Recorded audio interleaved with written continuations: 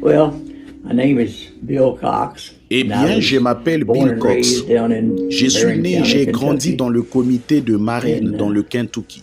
J'ai grandi sur la ferme. Nous étions 8 frères et sœurs. Donc, une famille de 10. Nous vivions dans une vieille ferme.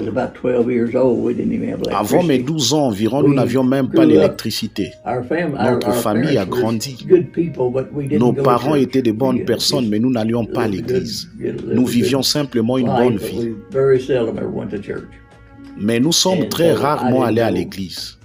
Alors je ne savais pratiquement rien au sujet de la Bible. Je connaissais Jean 3,16 et des choses comme ça, vous savez, mais presque rien. Je sais que c'est de cette manière-là que Dieu a agi. Je peux voir la main du Seigneur à l'œuvre depuis ma plus tendre enfance, vous savez. Je n'avais jamais pensé venir dans l'Indiana. Quand j'ai terminé mon secondaire, j'ai pensé m'enrôler dans l'armée. C'est ce que j'avais en tête, vous savez, car j'étais un peu las de la ferme et j'avais décidé que j'en avais assez. Donc, comme je l'ai dit, ma sœur vivait à Jeffersonville. Donc, elle est venue un week-end et je suis rentré avec elle. C'est là que j'ai rencontré mon épouse et tout.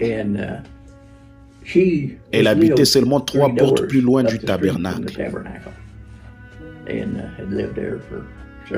Elle vivait là depuis plusieurs années. Et elle a une sœur jumelle qui vit toujours en Arizona. Et les deux étaient allés au tabernacle un bon nombre de fois. Vous savez, elles n'y allaient pas régulièrement, mais elles avaient emménagé. Et c'est à peu près de cette manière-là que j'ai entendu parler de Frère Branham. Vous savez. Et nous vivions, quelques années plus tard, nous vivions à Jeffersonville, à environ 1,5 km, 2 km du tabernacle sur l'autoroute 10. Il y avait un couple que nous connaissions très bien et qui allait au tabernacle. Et ils venaient quand Frère Branham était en ville, ils allaient à la réunion du matin. Ensuite, ils venaient chez nous et ils restaient jusqu'à l'heure de la réunion du soir. Vous savez, ils essayaient toujours de nous encourager à aller là-bas pour écouter Frère Branham. Vous savez, il nous disait qu'il discernait la vie des gens et leur disait où ils vivaient, comment ils s'appelaient et tout. Vous savez, et moi, j'étais sceptique à 100%. Mais ils continuaient. Je leur ai dit, oh, vous avez affaire à un diseur de bonne aventure, comme je l'ai dit. J'étais un véritable critique.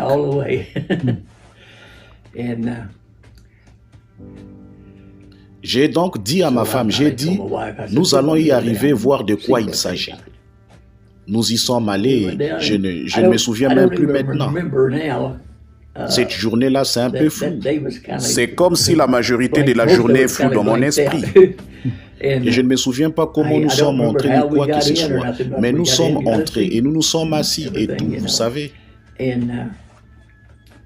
Bien entendu, vous savez, jamais il ne sortait avant que ce ne soit le temps pour lui de prêcher. Les cantiques s'est terminé et Frère Neville le présentait et là, il sortait. Eh bien, comme je le disais, je ne l'avais jamais vu auparavant ni rien du tout. Mais j'étais assis là. En me demandant toujours qui était ce gars-là, vous savez. Et je voulais vraiment jeter la lumière sur la chose, vous savez, pour être sincère. Il est sorti de son bureau et dès qu'il est arrivé sur l'estrade, avant d'arriver à la chaire, il y a quelque chose qui est descendu sur moi comme de l'huile chaude, juste comme ça. Et il me faisait peur. Parce que j'ai dit, qu'est-ce qui se passe?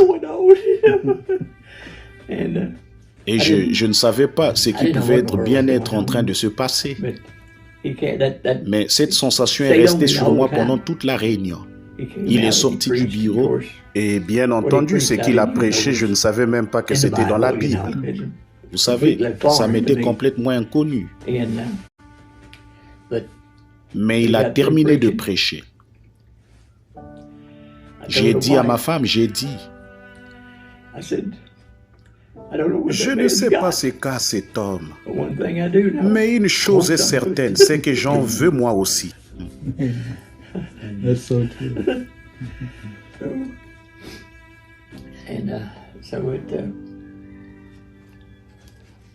Et nous avions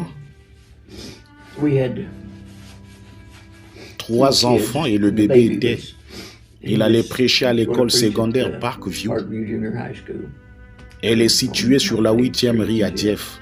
Et nous sommes allés depuis la première fois que je l'ai vu. Nous sommes allés chaque fois qu'il était en ville, nous essayons d'avoir une place.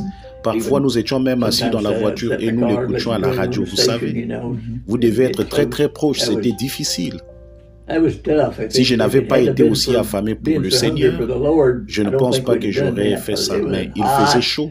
Bien entendu, 99% des voitures n'avaient même pas de climatiseur à l'époque, vous savez. Alors, nous nous asseyons pour l'écouter quand nous pouvions. Eh bien, nous avons commencé à aller à l'église de Frère Jackson.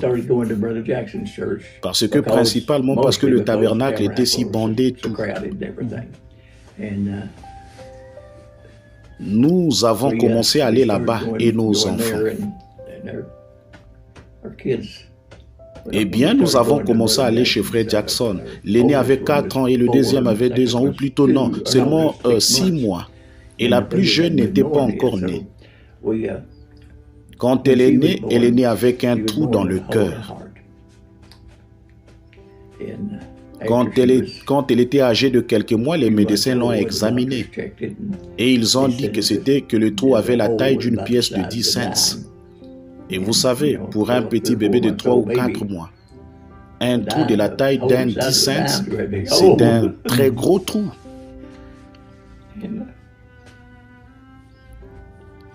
Bien entendu, nous avons prié à ce sujet et tout. Et j'avais entendu, je l'avais vu appeler des gens par leur nom et leur dire ce qui n'allait pas chez eux, où ils demeuraient et tout. Mais je ne connaissais jamais ces gens, vous savez. Alors nous sommes allés à cette école. Et nous étions un peu plus loin que la mi-terrain sur le plancher, vous savez. Il y avait des sièges pliants ou des chaises pliantes. Et il était bien entendu. Vous savez, vous ne vous en souvenez probablement pas, mais il prêchait sur une estrade entre le gymnase et l'auditorium. Et quand il prêchait, il était de côté. Nous voyons son profil, vous savez. Il ne faisait face à aucun de nous.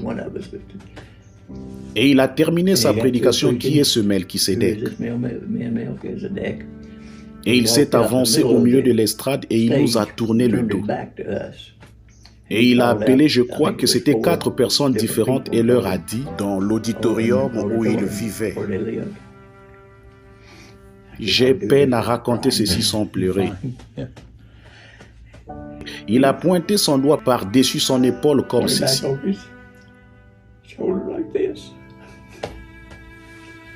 Il a dit, je vois un homme derrière moi, il s'appelle Monsieur Cox. Et vous avez un bébé qui a un trou dans son cœur. Croyez-vous? Il y a un homme assis derrière moi. Il est en train de contacter Dieu. Ce qu'il veut, c'est... Il a un bébé qui souffre du cœur.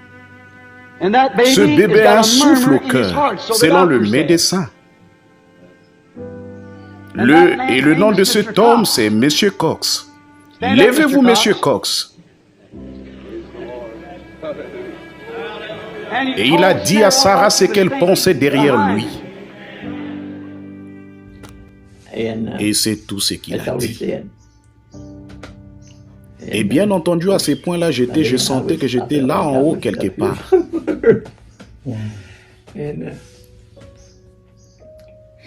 Alors nous sommes allés là et nous avions un rendez-vous chez le médecin.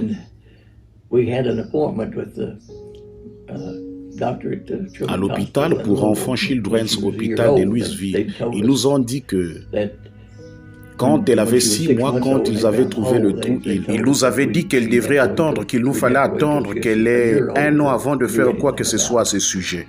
Vous savez, les chirurgies cardiaques, ça ne faisait que commencer. C'était terrifiant, vous savez. Mais en tout cas, Nous le croyons, vous savez tout. Ma femme, elle était plus. Elle était plus fidèle que moi, je pense pour ça. Mais nous en sommes tenus à ça et nous avons dit que nous allions attendre et l'amener à l'hôpital quand elle serait âgée d'1 an. Je travaillais et je ne pouvais pas me permettre de prendre congé à l'époque. Ma femme l'a amenée à l'hôpital toute seule. Vous savez, je ne savais rien avant de rentrer. Elle a dit qu'il s'est trouvé que lorsqu'elle est entrée, pour la faire examiner, il s'est trouvé que c'était le même médecin qui l'avait examinée quand elle avait 6 mois. Et il était simplement un médecin de l'hôpital et c'est arrivé comme ça, tout simplement. Vous savez, il était un vieil homme grec.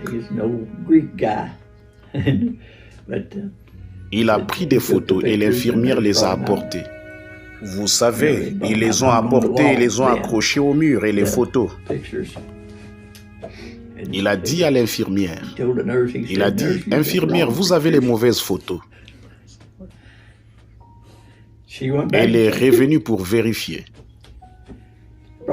Elle a apporté les vieilles photos d'il y a 6 mois et les a accrochées à côté des nouvelles. Il a dit, c'est incroyable. Il a dit, le cœur de ce bébé est parfait.